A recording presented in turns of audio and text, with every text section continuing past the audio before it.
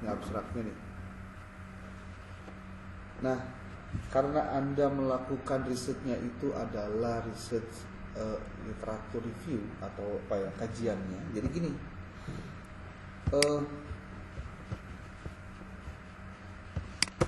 saya mau masuk dulu ke tahapan yang paling sederhana deh.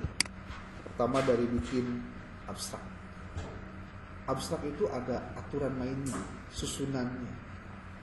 Coba buka di dalam template jurnal Al-Islah itu. Di situ ada susunannya.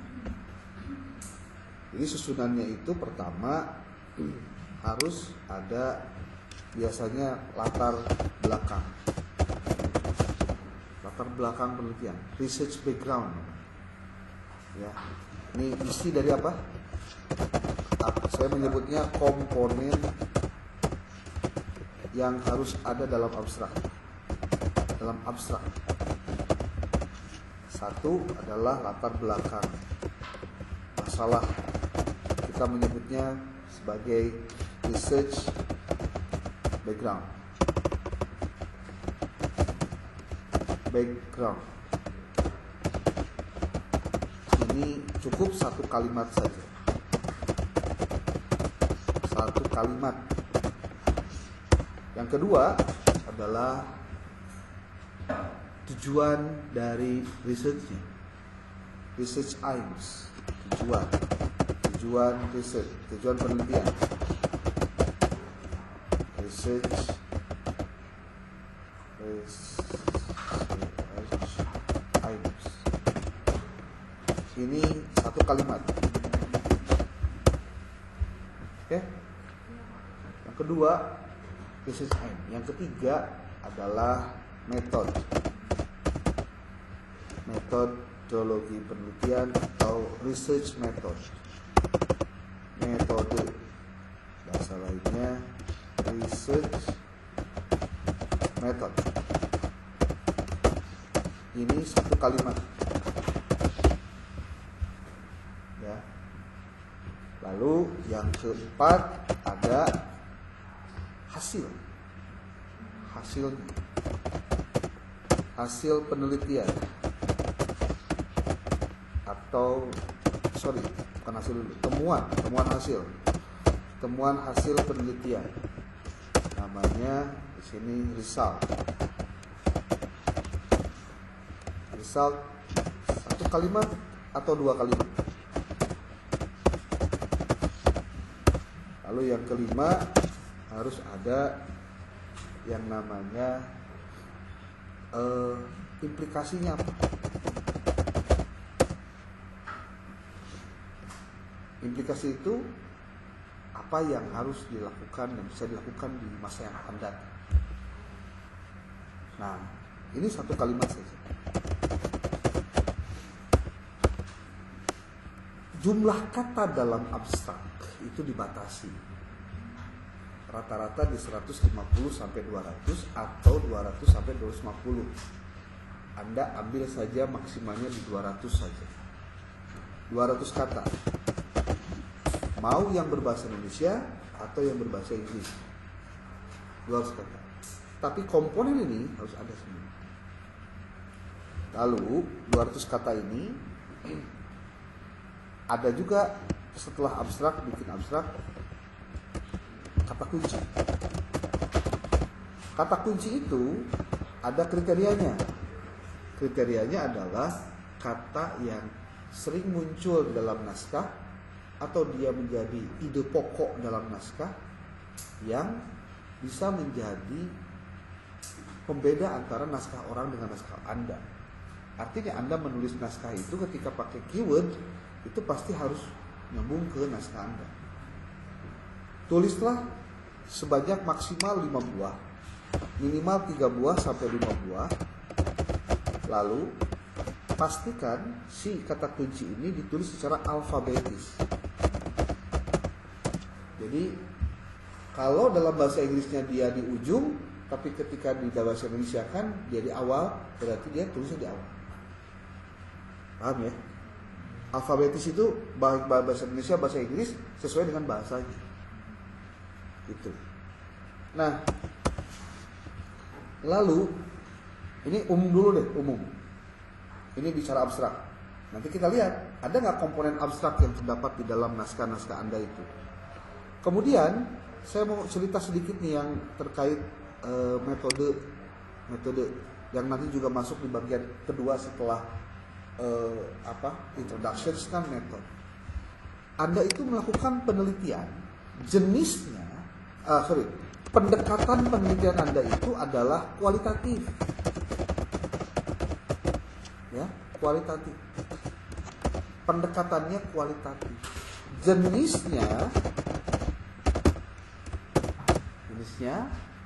adalah studi literatur, library research. Jadi jenisnya adalah studi literatur.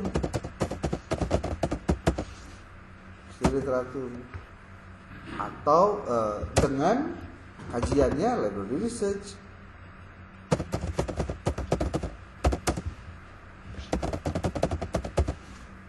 Kalau library research berarti Anda harus memastikan Anda harus ada buku yang dijadikan sebagai acuan atau ada artikel jurnal yang dijadikan sebagai acuan, dan itu ditulis di dalam bagian metode. Kalau Anda nulisnya benar, pasti nulis metode juga jadi benar. Nanti saya mau pakai itu untuk nanti nulis ini ya, nulis kerangkanya. Itu artikelnya harus ditulis dulu atau enggak? Enggak, artikel yang berbicara tentang apa.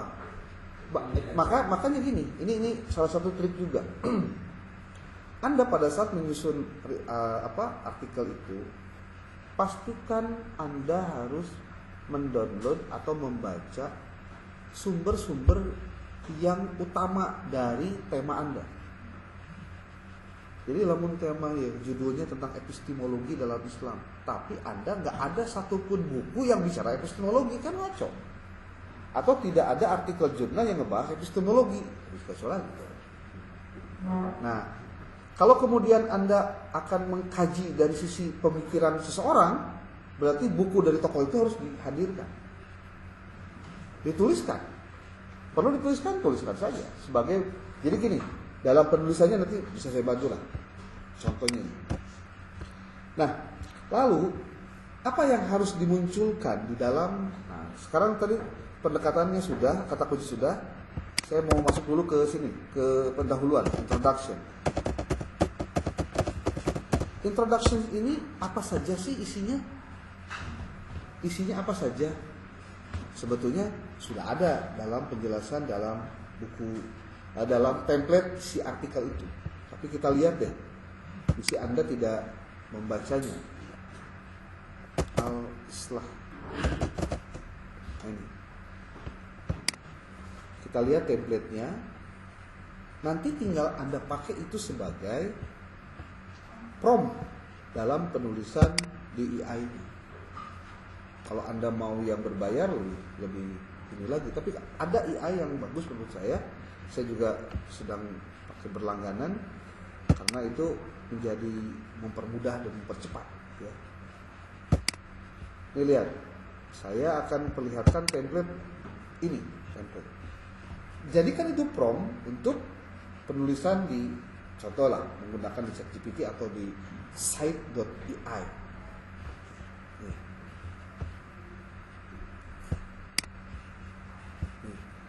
Pendekatan, introductions. Secara umum introductions itu bicara tentang what is known. What is known itu artinya apa yang sudah diketahui. Maka berbicaranya dari sisi yang sifatnya sangat-sangat umum. Introduction ya, nih lihat. Introductions, saya mau kutip ini kutip. Oke. Saya kopikan. Lalu saya masuk ke ini ChatGPT yang mudah dulu deh. Ini udah full. Anda judulnya apa tadi? Etika ilmiah. Anda berperan sebagai, kenapa? Oke. sebagai penulis artikel ilmiah dan peneliti yang telah berpengalaman menulis. Nah, ini terkait dengan tema-tema Anda, menulis di jurnal ilmiah internasional bereputasi. Saya ada tema tentang apa? Hah? Praktik, pakai praktik. Menggali dampak teknologi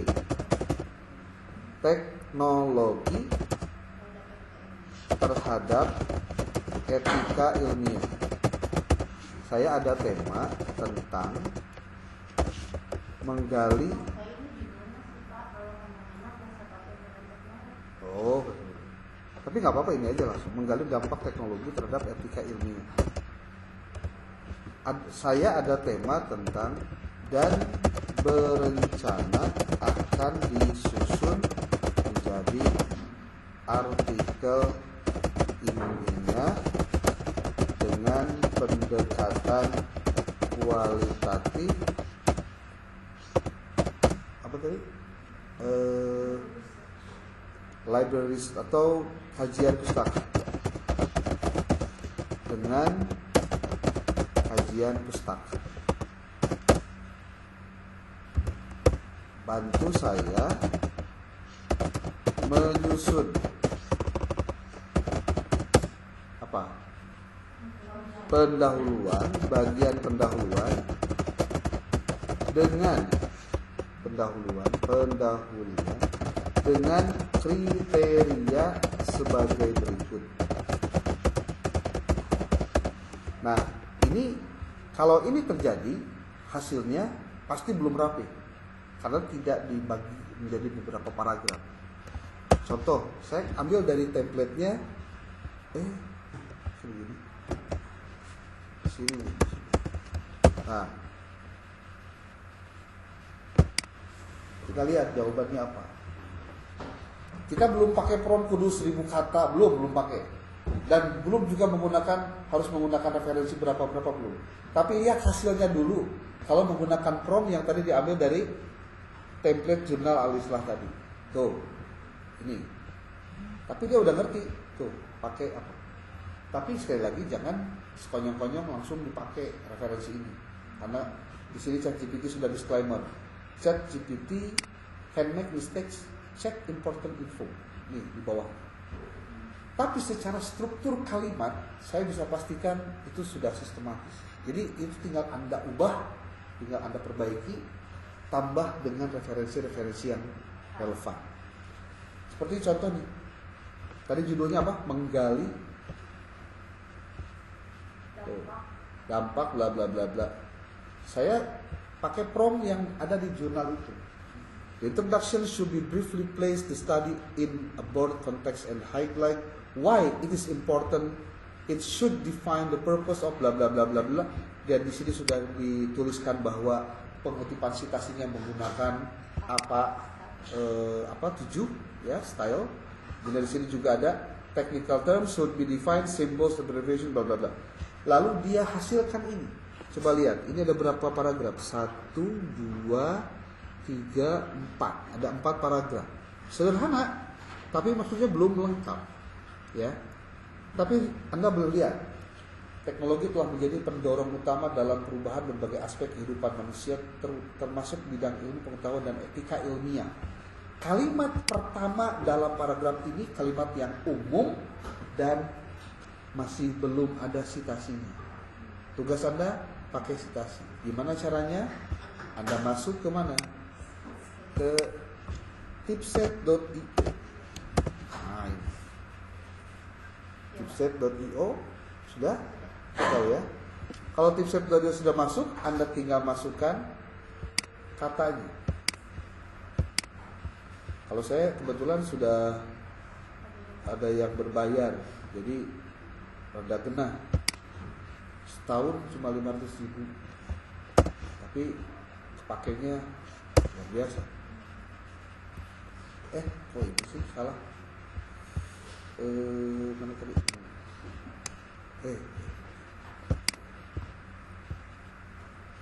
Oke, suruh dibalas. Oh di sini ya. Nih, saya copy dulu ini. Copy, masukkan tipset.io ke sini.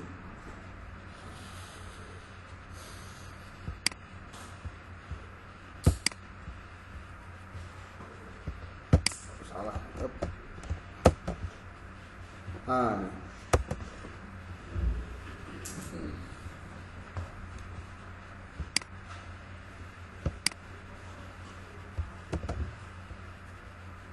Nah, diklik ini, dia nanti akan mencarikan referensi-referensi yang seirama senada dengan kalimat yang Anda tulis. Tinggal Anda cari referensinya. Ya, rada nunggulah. Kalau gratisan mah, gratisan pengen cepat gitu ya. Tuh, analysis and value implications in scientific and technological ethics. Tuh, ada kata-katanya, bisa disitasi. Cara citasinya gimana? Anda bisa baca dulu PDF-nya atau langsung site ini. Tapi kalau ngetik site ini hati-hati. Kenapa? Karena biasanya dia tidak lengkap penulisan apanya, citasinya. Jadi kalau ini kita klik ya, tuh ada doinya juga. Tapi ini lumayan lengkap lah kalau menurut saya. Tapi kalau Anda mau, ini Anda buktikan apanya, filenya, Anda download doinya, kemudian Anda masuk ke toolbar baru, lalu dikopikan, kira-kira nanti akan masuk ke download. Berarti ini benar, ada filenya. Makanya, nih saya kasih tahu, ketika Anda menulis sebuah artikel, menulis referensi itu harus lengkap komponennya yang 5. Saya tulis nih, komponen referensi. Apa saja? 1, ada nama autor. Autor itu apa? Penulis. 2, ada tahun terbit. 3, ada nama publisher. Publisher apa? Penerbit. 4, apa? Nanti itu bakal lengkap ya, nama publisher, termasuk juga di sini ada halaman, edisi, volume, dan halaman. Itu biasanya suka muncul di sini langsung, ya. Lalu selanjutnya yang keempat adalah judulnya, judul artikelnya apa. Yang kelima, ini yang paling penting, doi-nya harus ada. Atau doi itu bahasa lainnya adalah, kalau tidak ada doi gimana? Doi-nya nggak aktif. Gampang, link web artikelnya harus di-copy supaya memudahkan orang mendeteksi asal sumber dari artikel tersebut. Gitu. Ya, oke, ini komponen referensi. Ini harus lengkap nih. Kalau Anda ngutip dari artikel jurnal, pastikan harus ada doi-nya. Kalau doi tidak ada, link webnya yang langsung mengarah ke PDF dari artikel tersebut. Atau kalau tidak ada PDF-nya, langsung mengarah ke halaman webnya. Walaupun link itu panjang banget. Ya nggak apa-apa. Nggak masalah. Pas di citasi itu di referensi itu bakal keluar. Bakal. Kalau Anda tulis. Dan Anda harus tuliskan itu kalau dalam reference manager ditulis. Kalau misalnya kayak ini nih ya, saya berikan ilustrasi. Biasanya banyak itu Pak, kalau kita citasi buku itu Pak, Ya. buku yang berbayar itu kan, yang doinya kan nggak ada, adanya linknya itu Pak. Boleh, tuliskan aja. Yang penting bahwa buku itu memang ada dan Anda bisa citasi. Kalau bukunya memang tidak ada webnya, tidak ada doi-nya, ya kosongkan. Itu biasanya manuskrip lama. Lihat nih, contoh. Saya akan buka untuk Ini nih, pakai Mendeley desktop. Anda mau pakai Mendeley boleh, pakai Zotero silahkan. Tapi ini penting untuk diketahui. Kenapa? Karena penulisan artikel yang Anda buat banyak yang tidak atau belum sesuai standar. Yang tadi saya bilang yang punya siapa? Sad. Terus ini nih, Muhammad Syifaur Rahim. Oke. Nih. Ontologi Mutam Fasilitasi Pemahaman ontologi. Nah ini. Iya kebanyakan ting naon latar belakangnya. Jangan terlalu banyak, satu kalimat aja. Satu kalimat. Kalimatnya itu bikin yang simple tapi masuk pada konten yang dimaksud. Artikel ini akan membahas, akan membahas lagi. Artikel bertujuan untuk tujuan, jangan akan membahas. Walaupun ujung-ujungnya sama juga ini maksudnya. Tapi kita harus memiliki pemahaman yang sama bahwa penulisannya harus dengan tujuan. Artikel membahas tentang keberadaan dan artikel ini mendalami apa itu hakikat. Kan panjang kene, panjang teuing.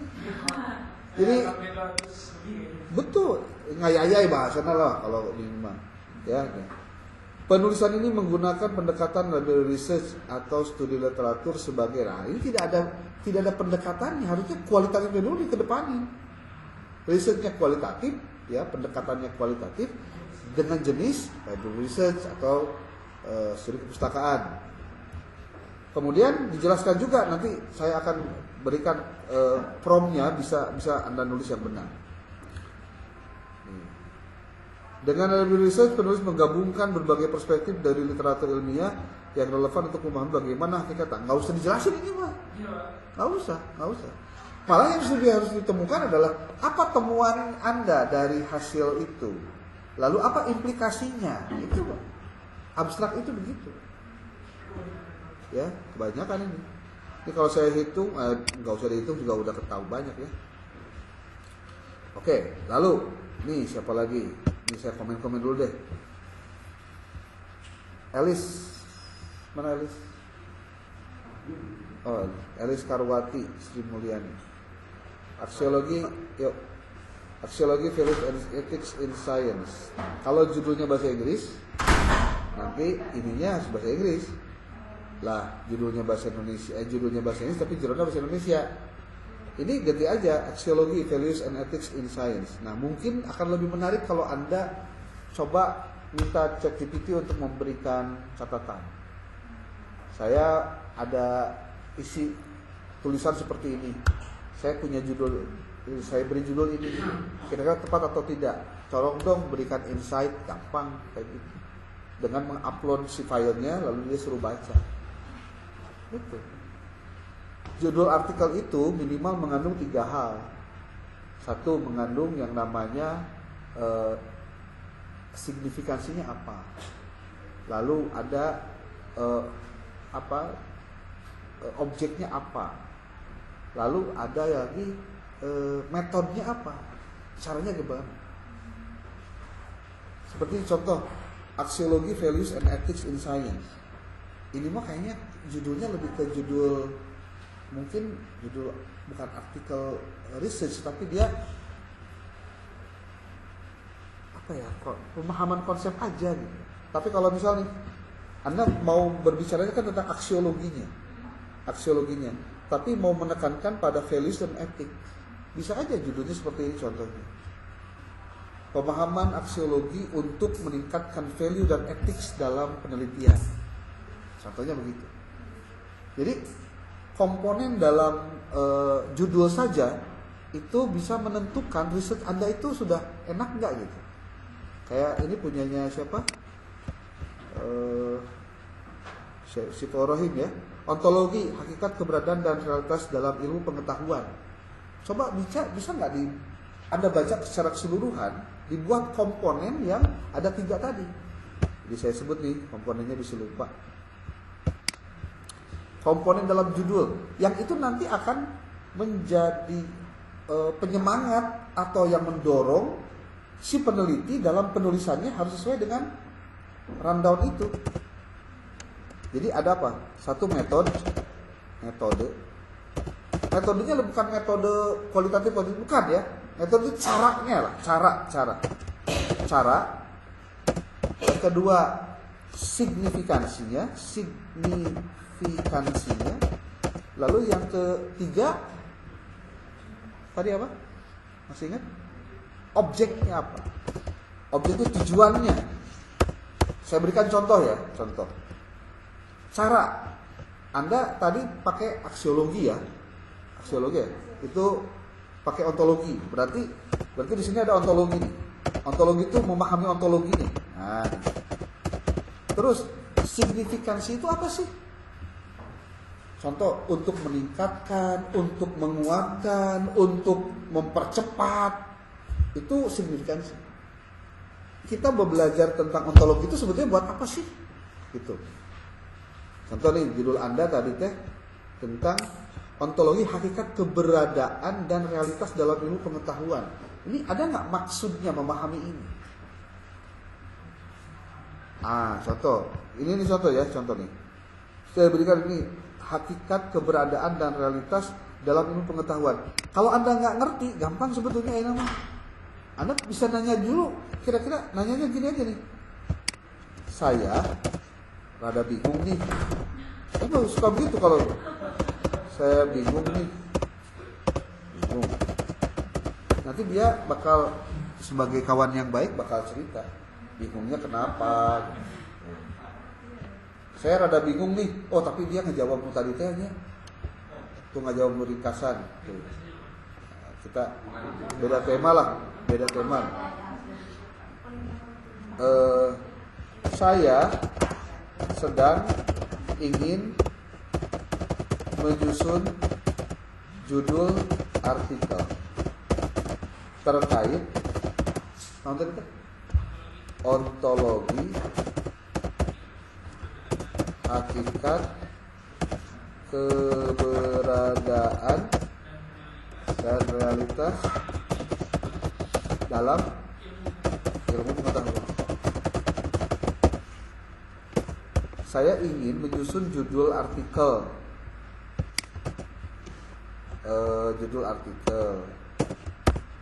Temanya terkait bla bla bla. Jika sebuah judul harus tersusun dari adanya komponen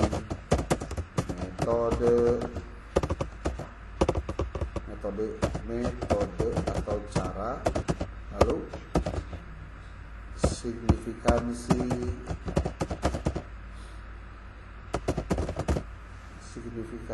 dan objek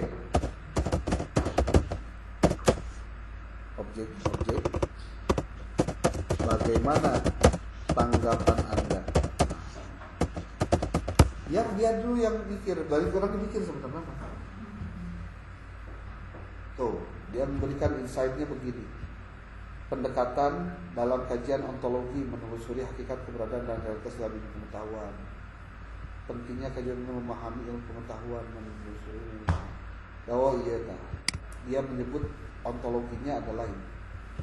Objeknya ontologi, signifikansinya menggarisbawahi ini. Atau mengurai realitas dan keberadaan dalam ilmu pengetahuan, perspektif ontologi dan relevansinya dengan metode. Nah ini saya paham ya judulnya.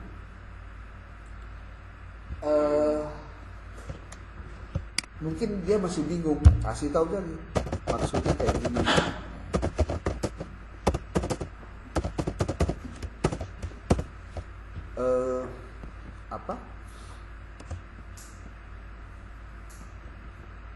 Memahami ontologi untuk meningkatkan pengetahuan tentang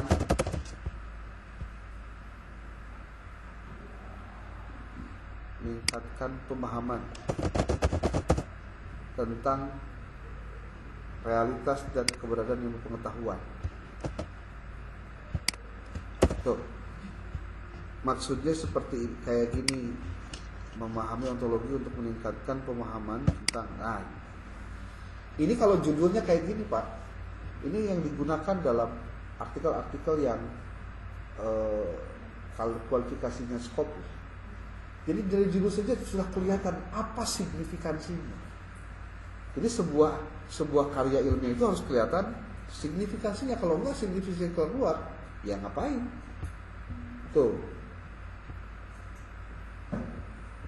Nah, pendekatan ontologis untuk memperdalam pemahaman tentang realitas dan keberadaan dalam ilmu pengetahuan. Ini udah benar nih.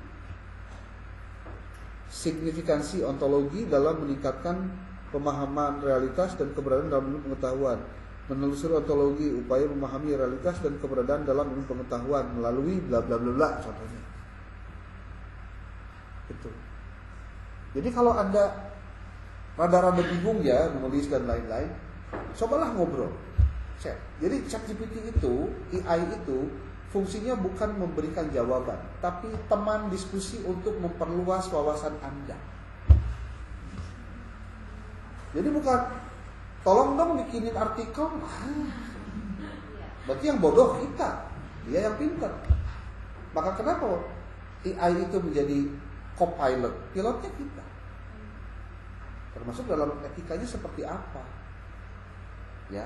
Nah, ini Bapak Ibu, kalau misalnya saya mau menyusun yang mana nih?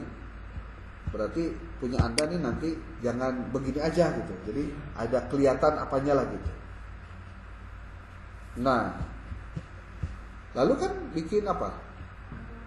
Pendahuluan. Pendahuluan harus ada apa aja. Di sini disebutkan nih di apa? Di template. Mana template-nya? Nih. Di template disebutin.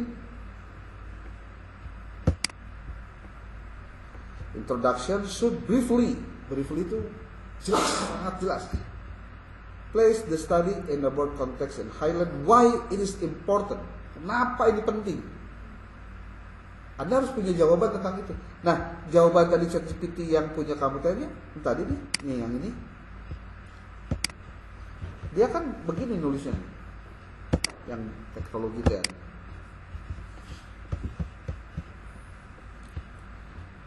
Nah, teknologi telah menjadi pendorong utama dalam perubahan berbagai aspek kehidupan manusia, termasuk bidang ilmu pengetahuan dan etika ilmiah. Di satu sisi, perkembangan teknologi telah memungkinkan pencapaian ilmiah yang luar biasa, mempercepat bla bla bla bla. Namun di sisi lain, kalimat itu kalimat yang luar biasa nih. Kenapa saya bilang luar biasa? Karena dia ingin menunjukkan bahwa ada masalah loh. Di sisi yang lain begini, tapi di sisi itu begini. Di sini ada yang harus diselesaikan. Ya, yes, gitu. Udah kita dari awal. Namun di sisi yang lain penggunaan teknologi, tapi ini hanya untuk memunculkan masalahnya. Nanti penjelasannya di bawah nih. Signifikansi penelitian ini terletak pada pemahaman mendalam mengenai bagaimana teknologi mempengaruhi prinsip-prinsip dasar etika ilmiah dan bagaimana komunitas ilmiah merespon tantangan tersebut. Dan inilah jadi tujuannya. Tuh, ini nih. Studi ini bertujuan untuk menganalisis dampak positif dan negatif bla bla bla bla bla bla.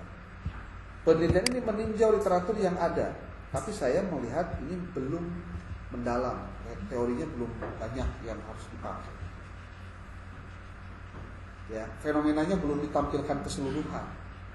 Makanya Anda bisa memperpanjangnya, nambahan, dikembangkan. Maka Bapak Ibu harus tahu nih, setelah tadi ada kata kunci, judul dan lain-lain, berapa jumlah kata keseluruhan minimal dalam sebuah artikel ilmiah? Ya, Anda harus baca dalam setiap jurnal itu beda-beda.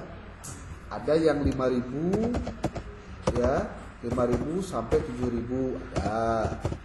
Ada yang 7.000 sampai 8.000 ada. Sedikit sebenarnya, paling halamannya 12 halaman lah, spasi 1. Ya, makanya lihat dulu, cek ada berapa kata. Kalau kurang harus ditambah. Nah, ditambahnya di mana? Yang ditambahnya harus pada pembahasan, bukan ditambah latar belakang. Latar belakang mah singkat, padat, jelas, kaharti. ada strukturnya. Maka Anda lihat ini struktur yang dibuat. Tujuan utama dari karya ini adalah untuk menyajikan tinjauan kritis mengenai berbagai perspektif tentang dampak teknologi terhadap etika ilmiah. Tuh, bagus. Penelitian ini juga diharapkan dapat memberikan wawasan baru bagi pembuat kebijakan, akademisi, dan komunitas ilmiah untuk mengembangkan pedoman etika yang relevan dalam era teknologi ini. Kesimpulan dari penelitian ini akan menyoroti perlunya keseimbangan antara halus bisa. Untuk sebuah calon artikel, tulisannya udah bagus dibandingkan yang sudah. Nih, lihat lagi. Yang punyanya siapa tuh? Syakur ya. Siapa? Wahid. Tulis Syakur. Ini terlalu panjang abstraknya, perbaiki. Kemudian ini untuk apa? Kata kuncinya ontologi keberadaan realitas. Oke, nggak masalah. Tapi ini disiapkan juga dalam bahasa Inggrisnya. Menerjemahkan bahasa Inggris gampang, tidak susah. Ya. Ini ontologi, oke, 1, 2, 3, 4. Nah, metode. Karena bagian kedua metode, Anda lihat nih, kalau mau ChatGPT-nya ngomongin tentang metode, lihat oleh Anda ChatGPT-nya itu bagaimana cara nulis metodenya. Nih lihat nih.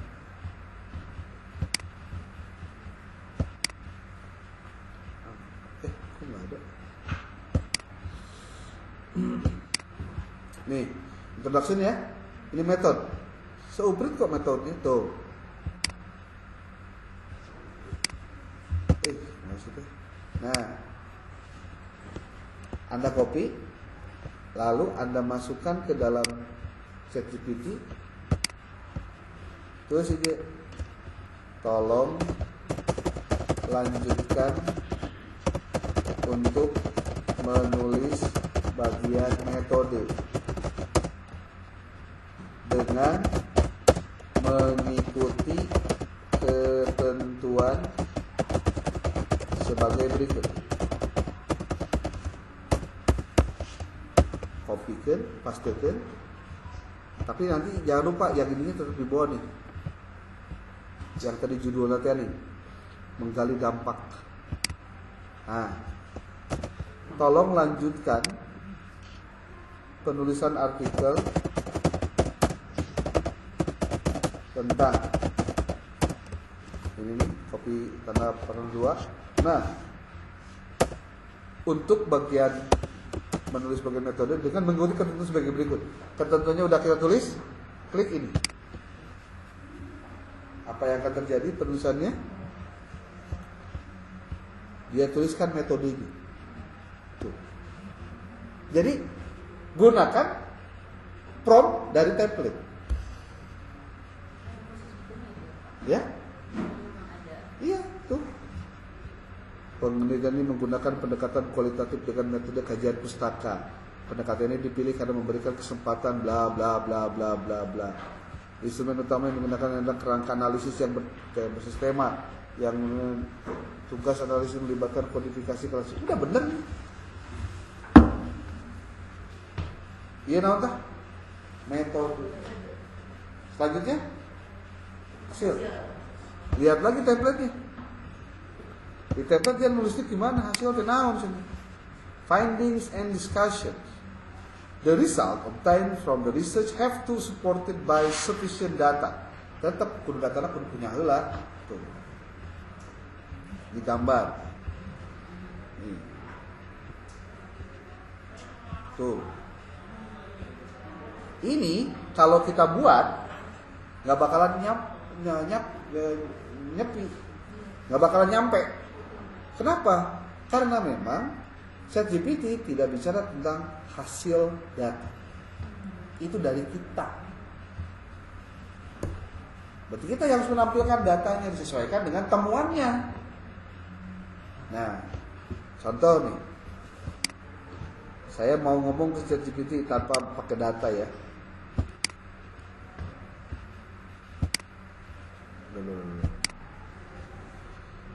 Apa tadi? Ini nih. ada temuan hasil, ada discussion. Kebetulan di sini dipisah. Ingat ya, kalau dipisah berarti ada nulisnya juga dipisah. Mana temuan hasil, mana pembahasan. Tuh. The result obtained. Nah, kita ini tulis findings. Mohon bantu menyusun result, bagian result maksudnya, bagian result dari artikel, dari jawaban, dari artikel yang Anda susun, tentang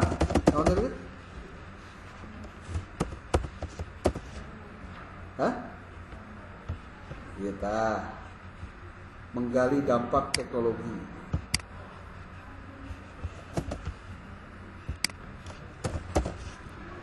Mohon bantuan menyusun bagian result dari artikel yang Anda susun tentang menggali bla bla bla bla bla.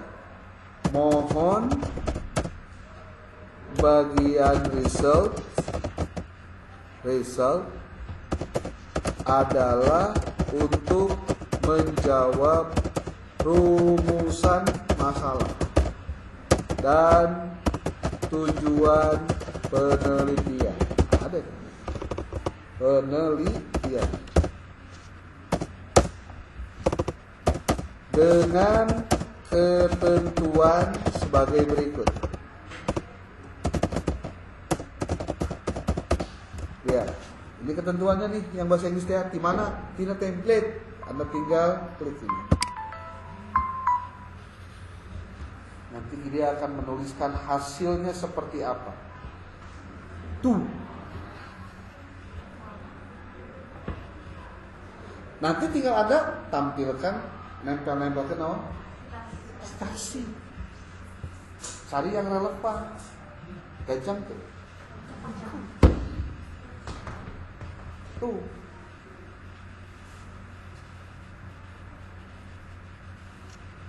Tuliskan daftar referensinya.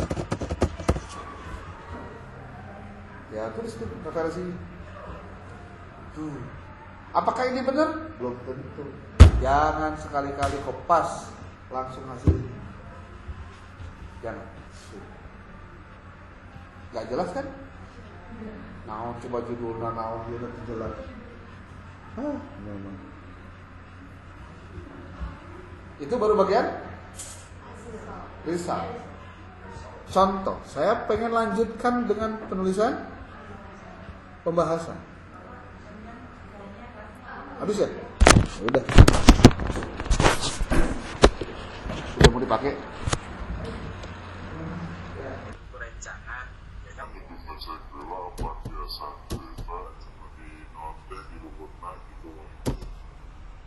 kumaha gitu maksudnya? ayah penggolongan misalkan Sanes bonggolongan, sanes bonggolongan maksudnya abdi yang narosil lah terus dimana ayeuna proses perjalanan anak teh ayeuna gitu maksudnya. proses memang kan masih kene sepetos kamari kan nya.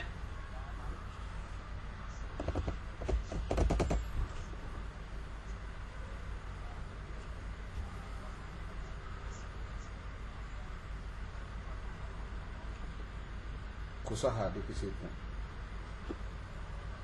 Defisitnya itu kusaha.